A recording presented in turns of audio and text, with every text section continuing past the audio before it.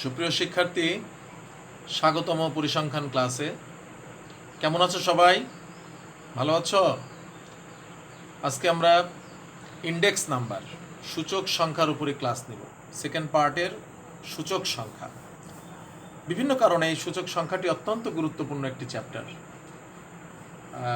বলতে গেলে সূচক সংখ্যা ছাড়া সরকার কোনো প্ল্যানিং করতে পারে না। যেমন প্রজাতন্ত্রের সরকারি কর্মকর্তা কর্মচারী, এদের মজুরি, এদের বেতন ভাতা, শ্রমিকদের মজুরি, শ্রমিকদের ভাতা, এই যে এইগুলি বিভিন্ন সময় চেঞ্জ হয় 5 বছর পর পর। তো এটা কীভাবে, এই প্ল্যানগুলো সরকার কিভাবে করে?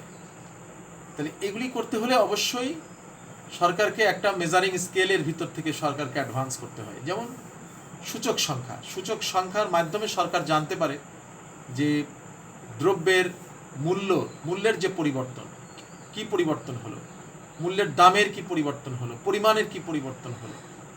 তো এইসব বিষয়গুলো নিয়ে এই সূচক সংখ্যা বিভিন্ন কারণে অত্যন্ত গুরুত্বপূর্ণ। কারণ একটি প্রজাতন্ত্রের বিভিন্ন ধরনের যে প্ল্যান প্রোগ্রামগুলি আছে, সেগুলি অবশ্যই নির্ণয় করতে গেলে সরকারকে নতুন কোনো কোনো স্টেপ নিতে গেলে অবশ্যই তাকে সূচক সংখ্যার উপরে নির্ভর করতে হয়।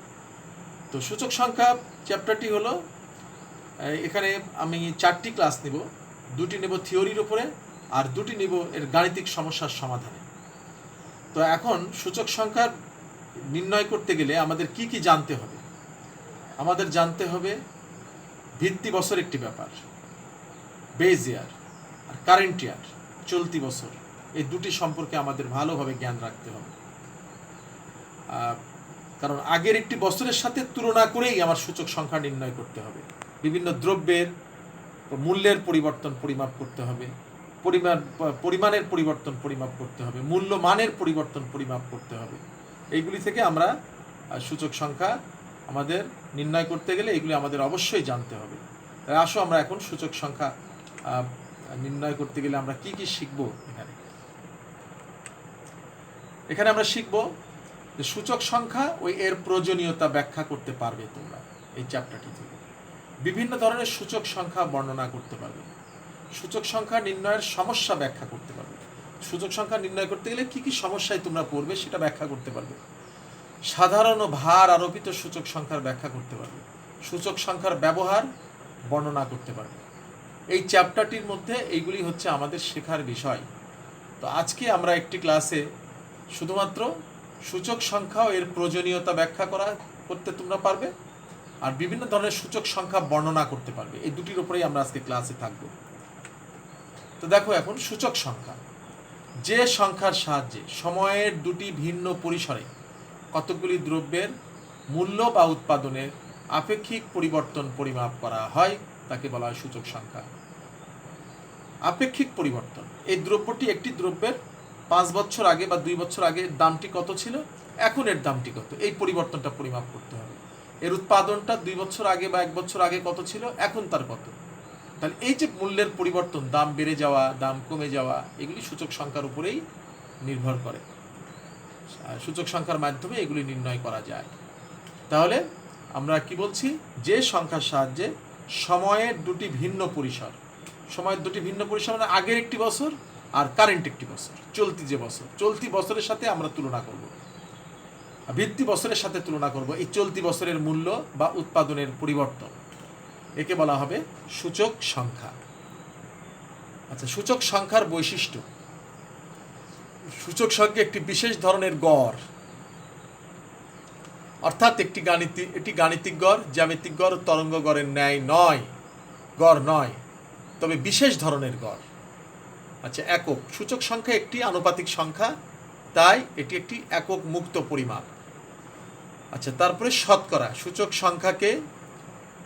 সংখ্যাকে সবসময় শতকরা হারে প্রকাশ করা হলেও কখনো এর উত্তরে শতকরা চিহ্ন ব্যবহার করা হয় না। এগুলো হচ্ছে বৈশিষ্ট্য।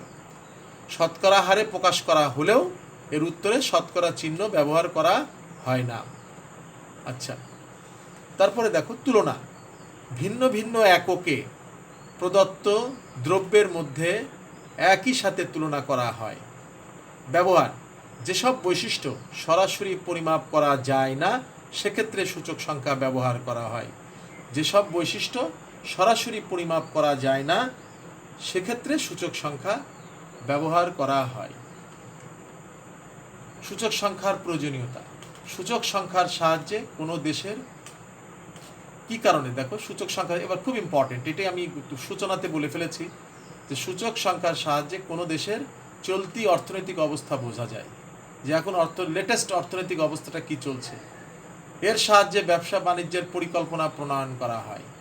এর সাহায্যে জীবনযাত্রার মান উন্নয়নে অগ্রগতি করা যায়। যে মান উন্নয়নের জন্য বেতন বাড়াতে হবে, প্রজাতন্ত্রের কর্মকর্তা কর্মচারীদের বেতন বাড়াতে হবে নাকি, এগুলি নিয়ে প্ল্যানিং, বিভিন্ন ধরনের প্ল্যান করা যায়। তো এর সাহায্যে বিভিন্ন সময়ের অর্থনৈতিক অবস্থার তুলনামূলক পরিমাপ করা যায়। আচ্ছা, সূচক সংখ্যার সাহায্যে শিল্প ব্যবস্থার অগ্রগতি, সার্বিক অবস্থার ধারণা পাওয়া যায়। আচ্ছা, ভিত্তি বছরটা কি? আমি বলেছি ভিত্তি বছর মানে আগের একটি বছর, আর চলতি বছর তো সবাই জানো, চলতি বছর মানে কারেন্ট যে যে যে ইয়ারটি আমরা পাস করছি এটি হচ্ছে চলতি বছর। যে সময়ের সূচক সংখ্যা নির্ণয় করা হয় তাকে চলতি বছর বলে। চলতি বছরের উপরে ভিত্তি করেই তো আমরা সূচক সংখ্যা নির্ণয় করব, তাই না? যে এই বছরে এত দাম, এর আগের বছরে এই দ্রব্যটির দাম কত ছিল, এর উৎপাদনের পরিমাণ এই বছর এত, এর আগের বছরে কত ছিল। ভিত্তি বছর সূচক সংখ্যা নির্ণয়ের ক্ষেত্রে যে সময়ের দ্রব্যমূল্য পরিমাণ বা মানের সাথে অন্য কোনো সময়ের মূল্য বা মানের তুলনা করা হয় তাকে ভিত্তি বছর বলে। আচ্ছা, তাহলে আবার দেখো, সূচক সংখ্যা নির্ণয়ের ক্ষেত্রে যে সময়ের দ্রব্যমূল্য পরিমাণ বা মানের সাথে অন্য কোনো সময়ের মূল্য বা মানের তুলনা করা হয় তাকে বলা হয় ভিত্তি বছর। মানে এ বছরের সাথে আগের একটি বছরকে তুলনা করছো, আগে এই দ্রব্যটির দাম কত ছিল বা উৎপাদন কীরকম ছিল, বর্তমান কারেন্ট এই চলতি বছরে এর উৎপাদনটি কেমন। তাহলে যে সময়ের সূচক সংখ্যা নির্ণয় করা হয়, সূচক সংখ্যা এই বছরেরই তো আমরা নির্ণয় করবো, চলতি বছরেরই তো সূচক সংখ্যা নির্ণয় করবো। যে বছরের সময়ের সূচক সংখ্যা নির্ণয় করা হয় তাকে বলা হয় চলতি বছর। এগুলি তোমার জ্ঞানমূলক কোশ্চেন। ভিত্তি বছর কি, চলতি বছর কি, এইভাবে। আচ্ছা, এখন দেখো ভিত্তি বছর আবার ভিত্তি দুই প্রকার, স্থির ভিত্তি ও শৃঙ্খল ভিত্তি। তোমাদের থাকবে স্থির ভিত্তি কি, শৃঙ্খল ভিত্তি কি। আবার অনুধাবনের প্রশ্ন থাকবে স্থির ভিত্তি ও শৃঙ্খল ভিত্তির পার্থক্য ব্যাখ্যা করো। স্থির ভিত্তি ও শৃঙ্খল ভিত্তির পার্থক্য ব্যাখ্যা করো। আচ্ছা, স্থির ভিত্তি দেখো, এই পদ্ধতিতে একটি বছরকে ভিত্তি হিসাবে ধরে এমন একটি বছর, এমন একটি স্বাভাবিক বছর যেখানে কোনো রাজনৈতিক অস্থিতিশীলতা ছিল না, খরা ছিল না, বন্যা ছিল না, এরকম একটি বছরকে আমরা স্থিরভাবে ধরে বিভিন্ন বছরের, অন্যান্য বছরের সূচক সংখ্যা, যেমন 2020 সাল, 2020 সালের সূচক সংখ্যা নির্ণয় করতে পারি, 2021 সালের সূচক সংখ্যা নির্ণয় করতে পারি, 2022 সালের সূচক সংখ্যা নির্ণয় করতে পারি। কিন্তু এখানে জাস্ট একটি বছরকে আমরা একটি বছরকে ফিক্সড ধরব, একটি স্বাভাবিক বছরকে, রাজনৈতিক অস্থিতিশীলতার বছর, তারপরে খরামুক্ত, তারপরে বন্যামুক্ত একটি স্বাভাবিক বছরকে আমরা স্থিতিশীল ধরে যে সূচক সংখ্যা অন্যান্য বছরের সূচক সংখ্যা নির্ণয় করা হয় তাকে বলা হয় স্থির ভিত্তি। আর শৃঙ্খল ভিত্তি, যে বছরের সূচক সংখ্যা নির্ণয় করবা তার পূর্ববর্তী বছরকে যদি সূচক ভিত্তি বছর ধরা হয় তাকে বলা হবে শৃঙ্খল ভিত্তি।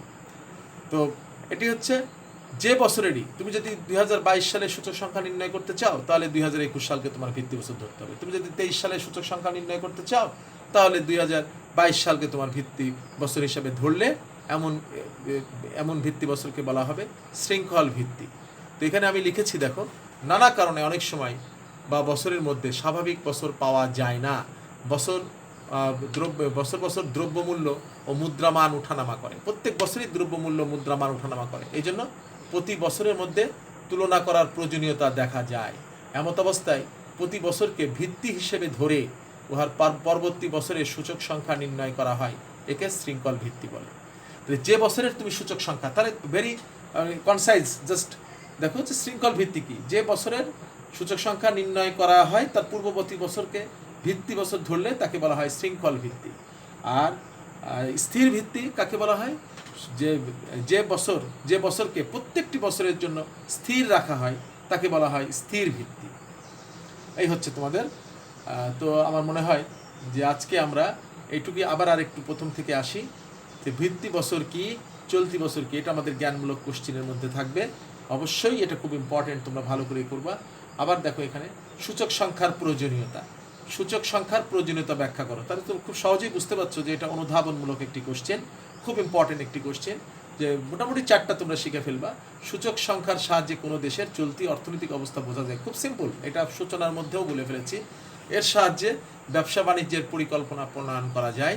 এর সাহায্যে যাত্রার মান উন্নয়নের অগ্রগতি নির্ণয় করা যায়। এইভাবে তোমাদের এই সূচক সংখ্যার প্রয়োজনীয়তা ব্যাখ্যা করো, এটা অনুধাবনমূলক কোশ্চেন। তারপরে দেখো এই যে সূচক সংখ্যার বৈশিষ্ট্য, এর বৈশিষ্ট্যগুলো কি, বৈশিষ্ট্য ব্যাখ্যা করো, এটা অনুধাবনমূলক কোশ্চেন। তো সূচক সংখ্যা গড় একটি বিশেষ ধরনের গড়, তবে গাণিতিক গড় জ্যামিতিক গড়ের মতো নয়, তবে একটি বিশেষ ধরনের গড়। আচ্ছা, সূচক সংখ্যা একটি আনুপাতিক সংখ্যা। সূচক সংখ্যা একটি আনুপাতিক, আপেক্ষিক পরিবর্তন মানেই তো আনুপাতিক সংখ্যা। তাহলে সূচক সংখ্যা একটি আনুপাতিক সংখ্যা, তাই এটি একটি একক মুক্ত পরিমাপ। সূচক আবার তোমাদের থাকবে সূচক সংখ্যা একটি একক মুক্ত পরিমাপ ব্যাখ্যা করে। সূচক সংখ্যা একটি একক মুক্ত, খুব খুব ইম্পর্টেন্ট একটি প্রশ্ন, একটি অনুধাবনমূলক কোশ্চেন। সূচক সংখ্যা একটি একক মুক্ত পরিমাপ। আর তোমরা আরেকটু খেয়াল রাখবে সবসময় যে পরিসংখ্যানে তোমার প্রয়োগ আর উচ্চতর দক্ষতা মানেই তোমার ম্যাথমেটিক্যাল কোশ্চেন, গাণিতিক কোশ্চেন সেখানে।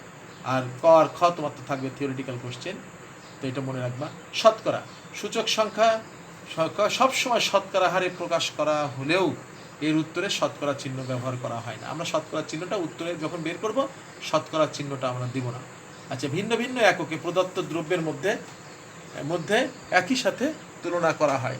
তো এর মোটামুটি 4টা অথবা 3টা তোমরা দিয়ে দিলেই তোমাদের রেজাল্ট হয়ে যাবে এখানে। আচ্ছা, এখানে দেখো আরেকটি, সূচক সংখ্যা কাকে বলে আমি প্রথমেই বলেছি। সময়ের দুটি ভিন্ন পরিসরে কতগুলি দ্রব্যের মূল্য বা উৎপাদনের আপেক্ষিক পরিবর্তন পরিমাপ করা হয়।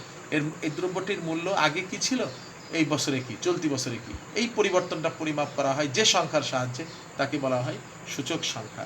So thank you very much. আজকে আমরা এ পর্যন্তই। তো আমরা সামনে আরেকটি ক্লাস নিয়ে আসবো, সেখানেও আমাদের থিওরি থাকবে। তারপরে আমরা গাণিতিক ক্লাসে চলে যাব। ওকে, থ্যাংক ইউ ভেরি মাচ।